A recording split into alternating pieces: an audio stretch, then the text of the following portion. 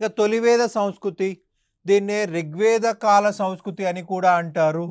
సింధు నది, సరస్వతి నదుల ఆధారంగా చేసుకొని భారతీయ ప్రజలు భారత వాయువ్య ప్రాంతంలో ఈ యొక్క ప్రజలు నివసించారు, సంస్కృతిని అభివృద్ధి చేశారు.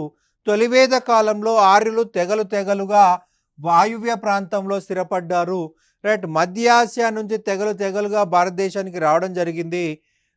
ఈ తెగ యొక్క రాజుని రాజన్ అని పిలవడం జరిగింది. ఆర్య సంస్కృతి రెండు రకాలుగా విభజించగల కారణాలు రాజకీయ పరిస్థితులు, సామాజిక పరిస్థితులు, ఆర్థిక పరిస్థితులు, మత పరిస్థితులు. మనకి మొదట రాజకీయ పరిస్థితుల నుంచి వద్దామండి. తొలివేద కాలం నాటి నాయకుడిని రాజన్ అని చెప్పేసి పిలిచేవాళ్ళు. రాజన్ను ప్రజలు ఎన్నికల ద్వారా ఎంపిక చేసుకుంటారు.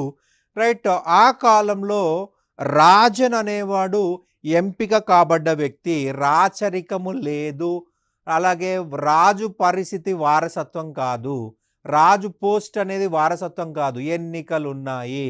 సో ఎన్నికల ద్వారా ఎంపిక చేసుకోబడితే దాన్ని ఏం చెప్పాలండి? గణతంత్ర వ్యవస్థ అని చెప్పాల్సి ఉంటుంది. రిపబ్లిక్ వ్యవస్థ అని చెప్పాల్సి ఉంటుంది. ఎన్నిక ద్వారా తెగలోని బలవంతుణ్ణి రాజుగా ఎంపిక చేస్తారు. మెంటల్గా బలవంతుడై ఉండాలి, ఫిజికల్గా బలవంతుడై ఉండాలి. ఈ కాలంలో పశువులను సంపదగా భావించబడ్డాయి. పశువుల కోసమే ఈ రాజన్ అనేవాడు యుద్ధాలు చేయడం జరిగింది. ఈ కాలంలో సిద్ధ సైన్యం అనేది లేదు. యుద్ధ సమయంలో తెగలోని పురుషులందరూ యుద్ధంలో పాల్గొనాలి.